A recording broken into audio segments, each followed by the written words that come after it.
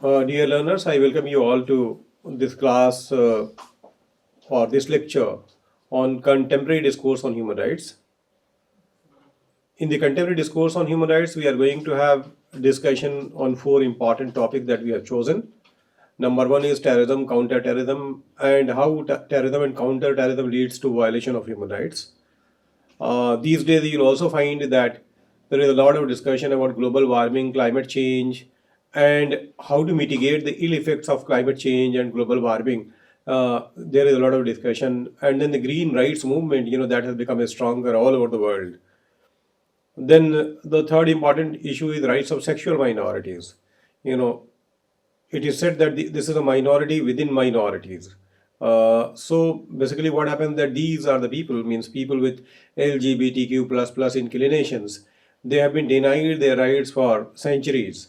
You will find in many civilizations, in many cultures, the LGBTQ inclinations are basically criminalized, and the people are punished for this kind of inclinations. So that is why this is something the growing uh, the growing activism that you will find on the issue of sexual minorities that we will discuss. After that, we will be having a discussion on arms race and human rights. And when we are going to discuss arms race and human rights, you will find that this problem is more related with the foreign policies of the states or the domestic policies of the states. And since the states are the sovereign actor in the international relations, and it becomes very difficult to regulate their behavior, since most of the states, they are trying to compete with other states in the international arena. And as the realist perspective, tries to explain that there is a perpetual competition for power and domination in the international arena. So because of that competition and the perpetual struggle for power and domination, we find a kind of insecurity in the minds of the statesmen, those who are ruling in the different parts of the different parts of the world. So ultimately, because of that, the leaders, they propagate that arms and the weapons, they are must for the national security. So, in the name of security, all the countries are trying to acquire more and more weapons. But it is not only the weapons like missiles and bombs or air bombers, etc. But there are the firearms that are used by common people, and how what kind of havoc they are created in different parts of the world, and how they are leading to violation of human rights. That we will try to discuss. These days, we will find United Nations and the Amnesty International and other organizations, they have also taken this issue into account, and these issues are being discussed in the light of human rights. Now, after this, you see the first topic, or the first in the contemporary discourse on human rights, the first thing that we have taken is terrorism, counter-terrorism, and human rights. So let's have a discussion on terrorism, counter-terrorism, and human rights. And in this, first of all, we're trying to introduce the topic, and then how the definitional dilemma is involved in defining terrorism, that we'll try to discuss. Then implication of the absence of a universal definition of terrorism. Then common elements in the definitions of terrorism and its dimensions, terrorism and its causes, terrorism and human rights, and then counter-terrorism and human rights. And then we'll try to conclude our discussion on terrorism, counter-terrorism, and human rights. There are many contemporary issues of human rights. Some of the issues of concern for human rights have been included in this course. However, at the outset, I would acknowledge that the issues included are not exhaustive. The contemporary issues of human rights may include many problems and challenges like civil war, migration, refugees, internally displaced persons, social exclusion, etc. So there are many issues, but we have not taken up all those issues. Why? Because we can include all the above issues due to our limitation of time and content. So this is the reason that we are not able to include all these issues. First thing, the first issue is, of course, terrorism, counter-terrorism, and human rights. So, terrorism, as you all know, has become a global scourge, a global menace. and it is increasingly becoming a threat to international peace and security, as well as it is threatening the peaceful life of the people in the different parts of the world. So that's why it has become a global scourge, and that is why a lot of concern is there in the international arena. You will find United Nations and the nation state, they are trying to counter this menace. Terrorism and counterterrorism are among the major contemporary issues of concern for human rights. Before we address the issue, it is pertinent to mention that the term terrorism is highly contested. That is the problem. Uh, Highly contested. Why? It is very difficult to define terrorism. Why? Because who is going to define, and how it is being defined? What is the context of defining terrorism? What kind of approach is there towards the violence? If the violence is committed by the state, that is legitimized. But if the violence is committed by the private actors, that is delegitimized, and the people are punished for that. All these issues are involved. Similarly, you'll find that one kind of violence is approved by many states, while the same is not approved by many other states. It all depends upon what kind of interpretation is being given to the act of terror by the different member states of the United Nations or different countries. So that is why this issue becomes complicated, problematic, and contested. A lot of discussion, deliberation, and debates are there in the literature on security studies. If you are studying, or if you are studying anything about the political violence, you will find a lot of discussion on terrorism, counter-terrorism, and other similar kind of violence will be there. The first problem one encounters while dealing with terrorism is while dealing with terrorism as an academic subject is the definitional ambiguity. Definitional ambiguity, it means the term has become uh, ambiguous, vague, because of the diversity of interpretations to the violent acts. Viewed from this definitional perspective, terrorism has a long history. You see that if you see the first problem one encounters like dealing with terrorism is an academic subject is the definitional ambiguity. But if we try to understand, the political violence, we find that the political violence has a long history. Whether you term it terrorism or not, but it has a long history. It is naively assumed that terrorism is the weapon of the weak, as it is applied by the non-state actors or disgruntled elements against state power. So it is one of the misunderstanding about terrorism is that it is the weapon of the weak. Why? Because it mostly applied by the non-state actors against state or against governments or against by the disgruntled elements. So this is the reason that it is said that it is the weapon of the weak. However, a deep analysis of the history of terrorism suggests that it is not the monopoly of non-state actors alone. It has been more frequently and emphatically used by states without a modicum of remorse or pity. That is also a fact. So, why this misunderstanding is there? Because when we try to develop a narrow approach to understand this problem, then we try to understand the non-state terrorism as terrorism. And whereas the state is committing the same kind of act, that will not be termed as terrorism. So because of that, you will find this confusion has been there so far as the literature on terrorism is concerned.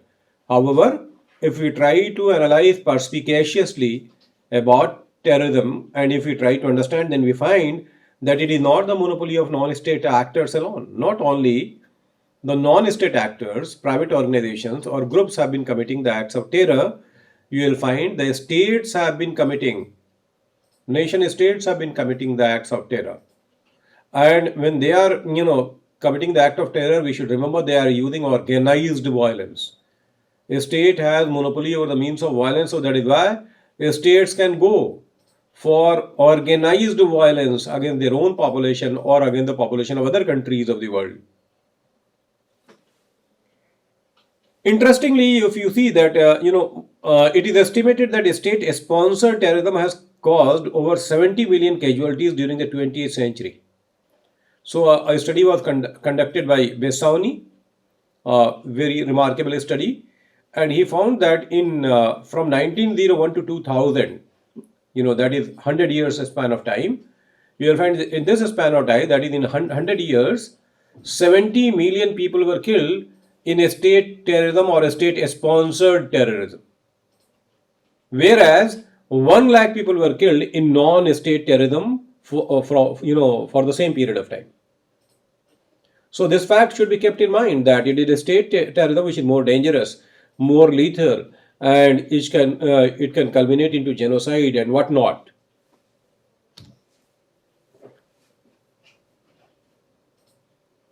So after that, we are going to discuss how to define terrorism. That is the problem. So there is no universally accepted definition of terrorism. That is first point that we should remember. There is no universally accepted definition of terrorism, but that is why this kind of confusion. We found that non-state terrorism is being condemned, criticized, and state terrorism is getting most of the time. You will find states are in a position to hide their atrocities or act of terror in the garb of defending their territorial integrity, national security, internal security, etc. And unfortunately, you will find the literature on terrorism, if you are going to see, the 90% almost, approximately 90% of the literature will be focusing on non-state terrorism, whereas, very few things you will find on the state terror or state terrorism. And we already discussed that, the state terrorism is responsible for killing 70 million people in 100 years, whereas non-state terror has been responsible for killing 1 lakh people. So, this mismatch we will find that the literature, 90% of the literature is devoted to the terrorism which has been committed by the private actors. Why? Because again, the state's monopoly over means of violence or state's monopoly over violence.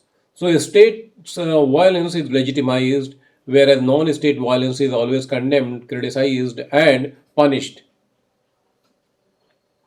So when we are saying there is no universally accepted definition of terrorism, that is a fact.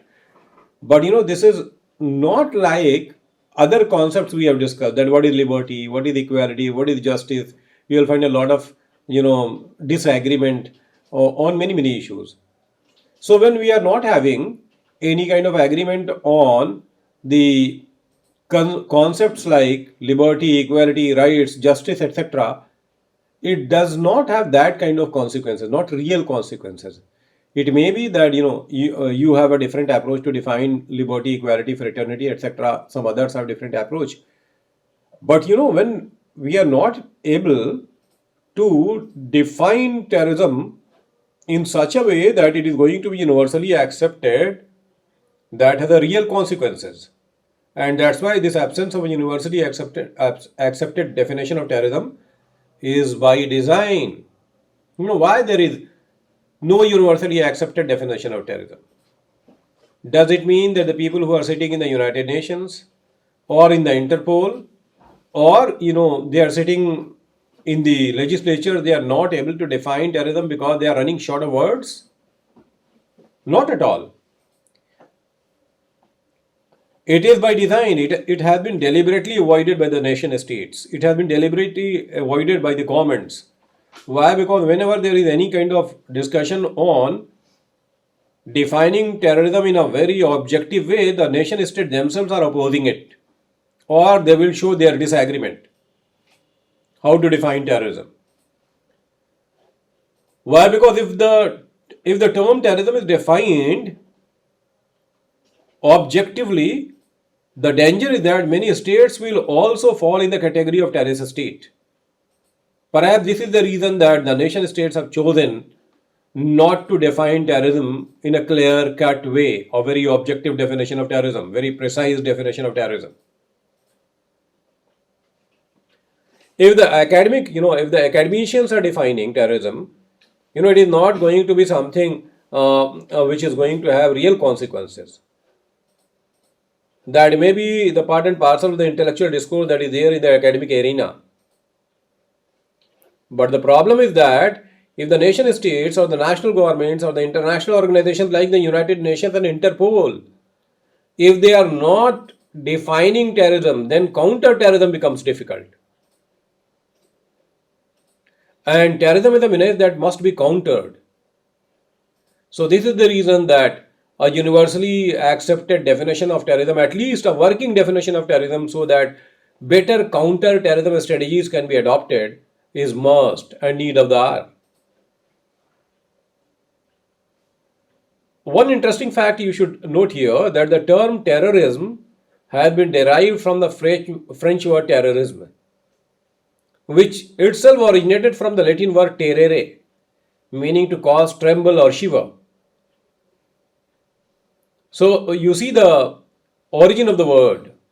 The term terrorism has been derived from the French word terrorism, which itself originated from the Latin word terrere, meaning to cause tremble or shiver. Terrorism in this sense can be understood as the threat or use of violence that creates fear, that frightens. That act of violence, if you see in the literal sense of the term. It is interesting to note that the term terrorism was used to describe a state terror, how it entered into our lexicon. Basically, the state of affair that prevailed in the post-revolution France, that was declared as reign of terror. And this reign of terror was, maintained by the state with its coercive and repressive apparatuses. So therefore, the terrorism was first of all used in this context to define the violence and the atrocities committed by the state, or the atrocities and brutalities committed by the state. That was of course post-revolution France.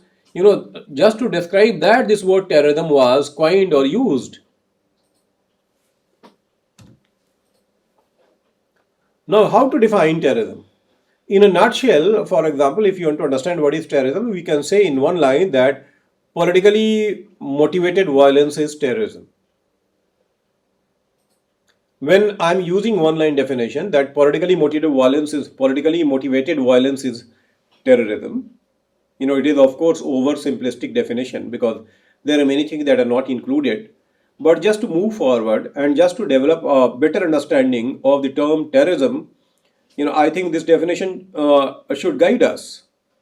So when I say that politically motivated violence is terrorism, so first of all, you see, if the violence is committed, for example, if the murder, some dacoits are going to a house to loot, and if they are killing some people, that cannot be called terrorism because that is a criminal act, but not a terrorist act. The violence is there. People have been killed. The looting was also there. All these things may be termed as, brutal kind of violence, but it cannot be termed as terrorism. Why? Because the motive was not political. They did not have a political objective to achieve. So therefore, the act of violence which is politically motivated is terrorism. If the political motive is not attached to the act of violence or the threat of use of violence, that cannot be considered as terrorism. So this difference must be clear in our mind. So if there is a murder, and that murder, whether it is accidentally or during dacoity, or if there is shootout between the two groups and the people are dying in that kind of situation, that cannot be called terrorism unless there is a political objective, unless the motive is political.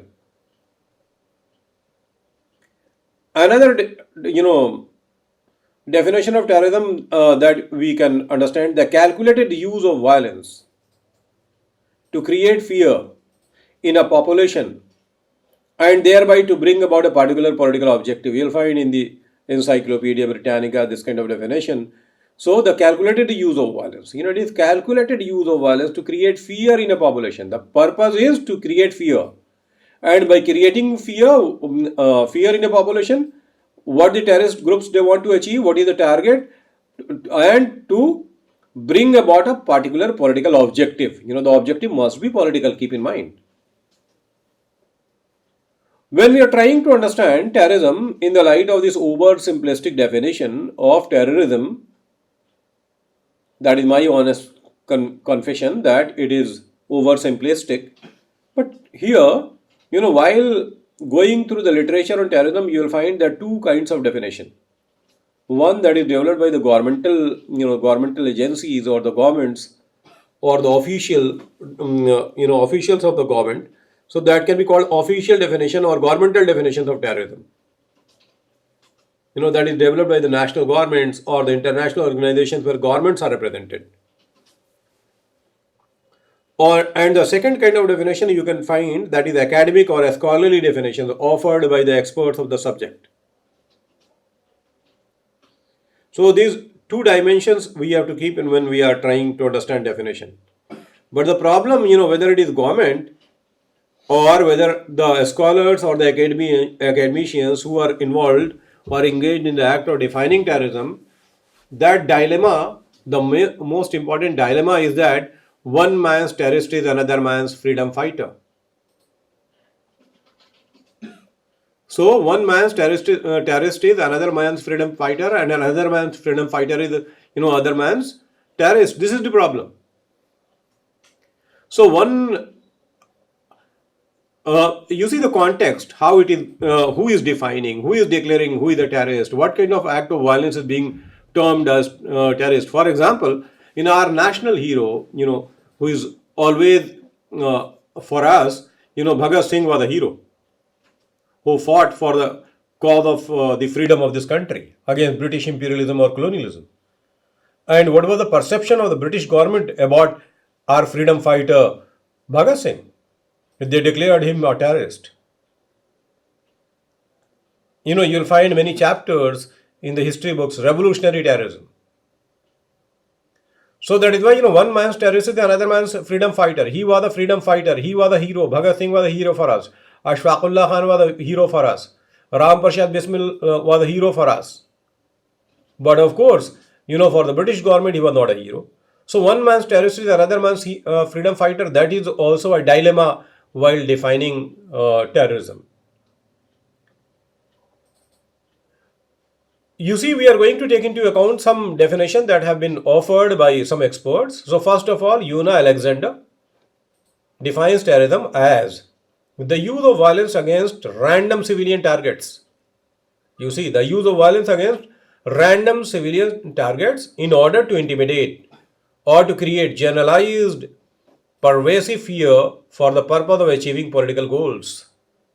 You'll find here, first of all, the use of violence against random civilian. The target is random civilian most of the time, soft target. People are helpless. For example, if they are traveling the train, bus, or at the public place, they are enjoying some kind of bomb blast or some kind of shooting, and that too in order to, what is the objective? In order to intimidate or to create generalized pervasive fear. Because of that, what will happen that the people will feel unsafe. That will create a climate of fear all over. And people will feel, that they are not safe while traveling or at public places.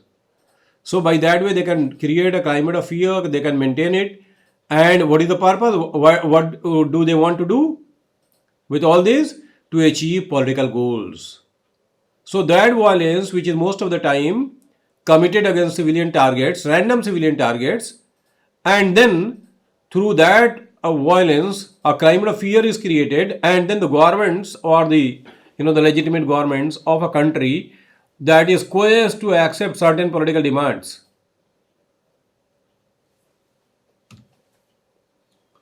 Now, the second definition, that is Brian Jenkins, defines terrorism as the threat of violence, individual acts of violence, or a campaign of violence designed primarily to instill fear is terrorism.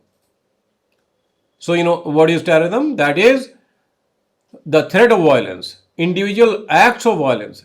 It is not only that the violence itself should be committed. Even the threat of violence, if that is looming large, because anything may happen, the people may strike, they can attack, they can kill innocent people. If that is also there, or if for example, you will find that the terrorist organization giving call that civilian targets will be, the civilians will be attacked or targeted, then that can develop a fear. People will not travel, people will feel, unsafe. So the threat of violence is also not only the real act of violence, but even the threat of violence is also an act of terrorism. Or a campaign of violence designed primarily to instill fear is terrorism. Then the third definition we have taken over here is Martha Crenshaw. She is one of the experts on terrorism. And what is the definition? Terrorism is a means to accomplish certain political objectives with international support. It is of course in the context of international terrorism. This definition is important. So you'll find scholars have, or the security experts have also pointed out that terrorism cannot sustain unless it is supported by the nation states. So, for example, many nation states they want to wage proxy war against their adversaries, and that is why they try to support the terrorist organizations or the militants, who can fight over there because they want to avoid direct confrontation. So that is why under that kind of circumstances, proxy war can be waged. In the light of this, the implication of the absence of a universal definition of terrorism, we are going to discuss universally accepted definition of terrorism. So, the implication of the absence of universal definition of terrorism are wide-ranging. Why? The lack of a definition may facilitate the politicization and misuse of the term terrorism to curb non-terrorist or sometimes even criminal activities. So that is why the clear-cut definition of objective, precise definition of terrorism is needed. Why? Because otherwise it can be misused by the states, and sometimes the ordinary criminals or other people can be targeted in the name of counter-terrorism. So that is why a clear-cut, precise, objective definition of terrorism is needed. This can result in states violating the human rights of their own citizens or of other states in the name of counter-terrorism. So, in the name of counter-terrorism, they can do the states. We have already discussed how the states are the violators of human rights. That can happen. Now, so the consequences are real. That's why terrorism needs to be defined very clearly. After discussing this scholarly definition, we are going to discuss how do India, Pakistan and USA define terrorism. It means some of the official or the governmental definitions we are going to discuss. So when we are going to, these are the three countries, for example, India, Pakistan, USA, they are also worst affected countries so far as terrorism is concerned. They have been targeted. So that is why in the light of, their experiences, how these countries have tried to define terrorism and whether these definitions are creating apprehension in the minds of the human rights activists that these definitions can create problem and may lead to violation of human rights of the ordinary citizens as well by the security agencies. All these things, this kind of apprehensions are expressed by the human rights activist. So in the light of those, first of all, the scholarly definition, we will try to understand what terrorism is, how they have tried to define. And now, in the light of the definitions offered by three important countries who have faced terrorism, who have been facing terrorism, which has become a menace for them, so we will try to understand how the national governments of India, Pakistan, and the United States of America have tried to define terrorism. And then objectively, we will try to conclude what are the common elements in those definitions. So with this, I am going to conclude this lecture today. In the next class, when we are meeting, we are going to have our discussion first of all on how the national governments of India, Pakistan and USA define terrorism, and after that we will try to understand what are the common elements in those definitions. So thank you very much.